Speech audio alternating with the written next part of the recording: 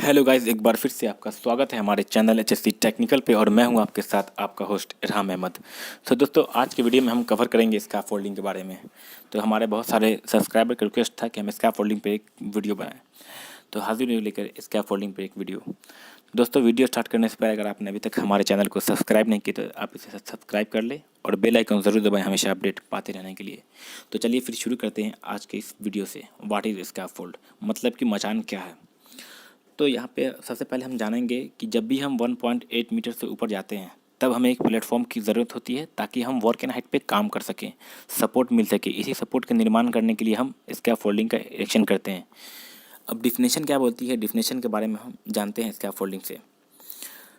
तो डिफिनेशन बोलती है, scaffolding is a temporary treatment structure work platform for holding workers and material during the erection, repair और decoration of a building. मतलब scaffolding एक temporary structure है जो किसी भी वर्कर को होल्ड करता है, प्लेटफॉर्म देता है ताकि वो बिल्डिंग के इरेक्शन, रिपेयर, डेकोरेशन में मदद मिल सके, ताकि वहाँ से आराम से वो काम कर सके। और इसका जो IS कोड होता है, मतलब इंडियन स्टैंडर्ड कोड, वो होता है 3696। तो आई होप कि आपको मालूम है कि स्कैफोल्डिंग क्या है। उसके बाद हम कवर करेंगे स्कैफोल्डिंग के कुछ कंपोनेंट्स है जिसके बारे में। सबसे पहले आप यहाँ पे देख सकते हैं सील बोर्ड। जी हाँ, ये जो सील बोर्ड है ये खासकर ये होता है प्लैंक्स, मतलब लकड़ी का होता है। इसे हम सोल बोर्ड भी बोलते हैं।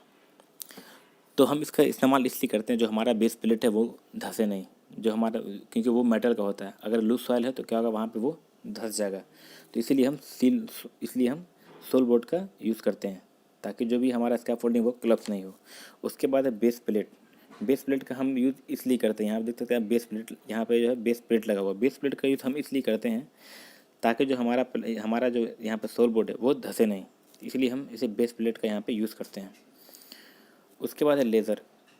लेज़र हम इसको बोलते हैं, ये भी आपको पोस्ट, सॉरी यहाँ पे ये जो है ये सब आपको लेज़र इसलिए यूज़ करते हैं ताकि ये पोस्ट के सपोर्ट के लिए, ताकि जो हमारा पोस्ट स्टैंडर्ड है ताकि ये इसे जुड़ा हुआ है।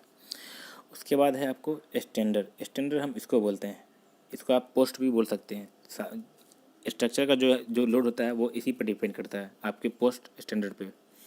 उसके बाद है टो बोर्ड। यहाँ पे देख सकते हैं, यहाँ पर नीचे में लगता है टो बोर्ड। टो बोर्ड हम प्लेटफॉर्म पे लगाते हैं, इसलिए लगाते हैं ताकि जो मटेरियल है वो नीचे गिरे नहीं। उसके बाद है मिड रेल हम इसलिए यूज़ करते हैं ताकि जो वर्कर अगर बैठ के काम करे तो वो नीचे गिरे नहीं, उसके सपोर्ट के लिए हम मिड रेल का यूज़ करते हैं। उसके बाद है टॉप रेल आप गार्ड रेल भी इसको बोल सकते हैं। टॉप रेल इसलिए यूज़ करते हैं ताकि जो आदमी अगर खड़ा होकर काम करेगा तो वो नीचे गिरे नहीं, इसके लिए हम टॉप रेल यूज़ करते हैं। उसके बाद है प्लैंक, स्कैफोल्डिंग प्लैंक। प्लैंक आपको दो तरह का होता है, एक लकड़ी का होता है और एक होता है आपको मेटल का। उसके बाद है ट्रांसदम हम बोलते हैं, इसको हम ट्रांसदम बोलते हैं। ये अगर ऐसे है तो ये मतलब ट्रांसदम। उसके बाद कपलर का यूज़ करते हैं हम स्कैफोल्डिंग पाइप को टाई करने के लिए। जैसे यहाँ पे आप देख सकते हैं, यहाँ पे ब्रेसिंग है, यहाँ पे ब्रेसिंग लगा हुआ, डायगोनल ब्रेसिंग बोलते हैं इसे हम। यहाँ ब्रेसिंग, क्रॉस ब्रेसिंग है, ये डायगोनल ब्रेसिंग है।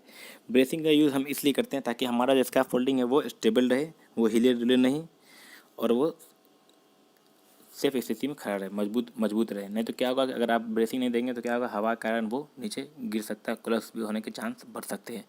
तो ये सब क्या था कि ये सब स्कैफोल्डिंग के कंपोनेंट्स हैं। अब जानेंगे टाइप्स ऑफ स्कैफोल्डिंग के कितने प्रकार होते हैं। तो सबसे पहला यहाँ पे देख सकते हैं आप है सस्पेंडेड स्कैफोल्ड। सस्पेंडेड स्कैफोल्ड का मतलब क्या है कि आपको जहाँ पर काम करना है हम इसका इरेक्शन वहीं पे खासकर करते हैं। उसके बाद है मोबाइल टावर मोबाइल टावर जो सॉरी मोबाइल टावर का यूज़ हम खासकर वैसे जगह करते हैं लाइट ड्यूटी के लिए, जहाँ पे छोटा मोटा काम हो, पेंटिंग वगैरह काम हो, अगर केबल वो लगाना आपको नीचे में तो उसके लिए हम यूज़ करते हैं। उसके बाद है इंडिपेंडेंट स्कैफोल्डिंग। ये काफ़ी बड़ा स्कैफोल्डिंग होता है जो नीचे से आपको जाता है ऊपर की ओर। उसके बाद है कैंटिलीवर स्कैफोल्डिंग। इसका भी हम वहीं पे इस्तेमाल करते हैं जहाँ पे हमें काम करना पड़े, जहाँ पे जगह कम होता है, स्पेस कम होता है। उसके बाद है टापर स्कैफोल्ड। इसका भी हम ग्राउंड लेवल से इरेक्ट करते हैं जहाँ पे कम जगह है। उसके बाद बर्ड गेज स्कैफोल्डिंग, ये मल्टी स्टैंडर्ड यूज़ एक्सेस के लिए हम लोग करते हैं। लार्ज एरिया, जो अगर लंबा एरिया है जहाँ पे काम करना हम लोग को, तो उसके लिए हम इसका यूज़ करते हैं। तो ये सब आपको स्कैफोल्डिंग के टाइप्स थे। दोस्तों नेक्स्ट वीडियो में मैं आपको बताऊंगा कि स्कैफोल्डिंग के टाइप्स मतलब कि जो टाइप्स यहाँ पे आपने देखे 5-6 तरह के, तो उसे मैं फुल डिफिनेशन में बताऊंगा आपको अगले वीडियो में। अब हम बात करेंगे टाइप्स ऑफ कपलर के बारे में। कपलर कितने तरह के होते हैं और उसके सेल्फ वर्कलोड। सबसे पहले आप यहाँ पे देख रहे हैं राइट एंगल कपलर, यहाँ पे देख सकते हैं आप, ये 2 तरह ऐसे इस तरह से होगा आपको। इसका जो सेल्फ वर्कलोड होता है वो होता है 6.3/9.3 के, मतलब 630 kg से लेके 930 kg तक इसका सेल्फ वर्क लोड होता है। उसके बाद सेकंड है आपको पटलॉक कपलर। पटलॉक कपलर सिंगल, इसका जो होता है आपको सेल्फ वर्क लोड वो होता है 0.53 kN, मतलब कि 53 kg। उसके बाद है स्विvel कपलर, इसका जो होता है आपको सेल्फ वर्क लोड वो होता है 5.3 kN, मतलब कि 530 kg। उसके बाद आपको आता है स्लीव कपलर, या आप इसे बॉक्स क्लैंप भी बोल सकते हैं। आप इस तरह देख सकते हैं, स्कैफोल्डिंग के स्टैंडर्ड को हम जोड़ने के लिए इसका यूज़ करते हैं। और इस यहाँ पे ये इस टाइप का होता है। इसका जो सेल्फ वर्कलोड होता है वो होता है 1.5 kN, मतलब कि 1500 kg, सॉरी 150 kg। उसके बाद आपका आता है कास्टर व्हील, ये खासकर मोबाइल स्कैफोल्डिंग के लिए यूज़ हम करते हैं। इसका सेल्फ वर्कलोड नॉन एप्लीकेबल है। उसके बाद बीम क्लैंप है, जिसका भी सेल्फ वर्कलोड नॉट एप्लीकेबल है। उसके बाद लेडर क्लैंप, जिसका हम यूज़ करते हैं, इसका भी सेल्फ वर्कलोड आपको नॉट एप्लीकेबल है। तो चलिए अब हम बात करेंगे स्कैफोल्डिंग के बारे में कि स्कैफोल्डिंग लगाते वक्त आपका क्या क्या चीज़ का ख्याल रखना है। तो सबसे पहले तो आपको फाउंडेशन देखना है कि फाउंडेशन कैसा है। अगर फाउंडेशन अगर बराबर नहीं है तो उसे बराबर करना है। अगर लूज सॉइल है तो सॉइल को पहले कंपेक्शन करना है।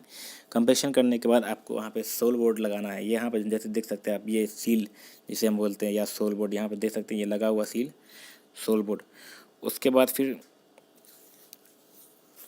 जो फिर हमें लगाना है वो है आपको base plate with universal jack pin. यहाँ पे एक है, ये आपको बेस प्लेट में ही खासकर लगा होता है।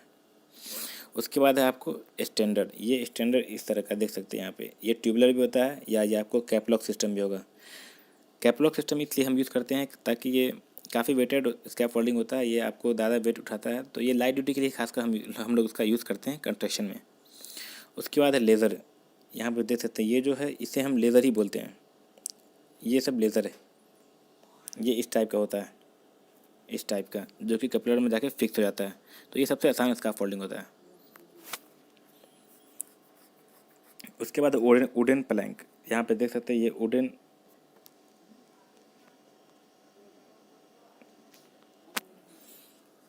प्लैंक, जी हाँ। तो यहाँ पे जैसा कि आप देख सकते हैं यहाँ पे वुडन प्लैंक, अभी वुडन प्लैंक क्या है कि अब चलता नहीं है, तो खासकर अब चलता है जो मेटल चलता है। अभी कहीं कहीं वुडन प्लैंक भी चलता है, मगर यहाँ पे अब मेटल का प्लैंक चलता है। उसके बाद टो बोर्ड का यूज़ हम इसलिए करते हैं ताकि जो वर्कर जो काम कर रहा है, यहाँ पे देख सकते टो बोर्ड लगा हुआ है, हम लोग इसका इसलिए यूज़ करते हैं ताकि जो वर्कर काम कर रहा है और जो मेटल ऊपर रखा है वो नीचे नहीं जाए, इसलिए हम टो बोर्ड का इस्तेमाल करते हैं। उसके बाद कपलर है, कपलर का यूज़ हम करते हैं टाई करने के लिए। यहाँ पे देख सकते हैं ट्यूबुलर पाइप है, जिसे हम क्रॉस ब्रेसिंग करके इसे टाई कर दिए ताकि हमारा जो स्कैफोल्डिंग है वो क्लप नहीं हो, वो मजबूती के साथ खड़ा रहे, वो गिरे नहीं, हिले डुले नहीं। उसके बाद आपको आता है फिर लैडर, ये लैडर आपका इस शेप में होना चाहिए। अगर आपका स्कैफोल्डिंग इस तरह से ऊपर जा रहा है तो आपका जो लैडर है वो ऐसे होना चाहिए, और वो भी आपका लैडर जो है वो आपको कम से कम 90 डिग्री में होना चाहिए। उसके बाद जो वर्कमैन चलेगा वो कम से कम उसका 3 बॉडी टच होना चाहिए, और जो आपका लैडर है वो आपके प्लेटफॉर्म से कम 1 मीटर ऊपर होना चाहिए। अगर आप ज़्यादा ऊपर हाइट पे काम कर रहे हैं, आपको मटेरियल ऊपर पहुंचाना है, तो आपको वहाँ पर गेन व्हील एक पुल्ली रोप आती है, उसका यूज़ आपको करना है, जो कि ये इसका जो रोप होता है वो 18 mm डायमीटर का होता है, और ये कम से कम 50 kg तक लोड उठाता है। तो आपको हाइट पर इसी का इस्तेमाल करना है। उसके बाद आपको आता है टैग, यहाँ पे आप देख सकते हैं, यहाँ पे है येलो टैग। येलो टैग का मतलब क्या होता है कि जब आप स्कैफोल्डिंग कंस्ट्रक्शन कर रहे हैं तो उसको यहाँ पे वहाँ पे लगाना है, ताकि वहाँ पे लोग जो है वो काम नहीं कर सके। ये indicate scaffolding has been inspected and may be used only be worker warning properly anchored personnel for alert system। मतलब कि इसमें जो स्कैफोल्डर आपका जो काम करने जाएगा तो उसमें है कि आपको जो आपका फुल बॉडी हार्नेस है वो एंकरिंग करके इसको लगाए।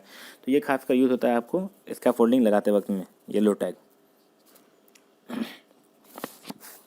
उसके बाद रेड टैग। रेड टैग का मतलब क्या होता है कि आपको स्कैफोल्डिंग का यूज़ नहीं करना है, वार्निंग खतरा है, इसे सिर्फ स्कैफोल्डर ही यूज़ कर सकता है। अगर स्कैफोल्डिंग इनकम्प्लीट है तो इसमें आपको रेड टैग लगाना है, मॉडिफिकेशन करते वक्त लगाना है। तो इसका मतलब ये होता है।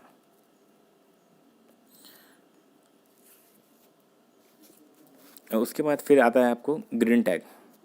ग्रीन टैग क्या होता है कि अब आप काम कर सकते हो, इसमें कोई दिक्कत आपको नहीं है। उसके बाद जानेंगे अब हज़ार्ड के बारे में। हज़ार्ड एंड प्रिवेंशन मतलब स्कैफोल्डिंग में काम करते वक्त क्या क्या खतरा हो सकता है और उसका प्रिवेंट हम किस तरह से कर सकते हैं। अनट्रेन वर्कर अनऑथराइज एंट्री मतलब कि अनट्रेन वर्कर अगर है तो वो खतरा है। अनऑथराइज एंट्री का मतलब क्या होता है कि आपका जो रास्ता नहीं है, आप उधर से चले आ रहे हैं, तो वो भी आपका क्या होगा, अनऑथराइज एंट्री। तो उधर से आपको खतरा हो सकता है। मान लीजिए ऊपर काम चल रहा हो, उस तरफ से आने का जगह नहीं है, आप फिर भी आ रहे हैं ज़बरदस्ती, तो आपके साथ घटना हो सकता है। तो इसके प्रिवेंट के लिए हम लोग क्या क्या करेंगे। Only inducted worker shall be deputed at the work place. जो भी इंडक्टेड वर्कर है उसी को हम वर्क प्लेस पे रखेंगे काम करने के लिए। उसके बाद given tool box talk all workman, और हम उसे टूल बॉक्स देंगे।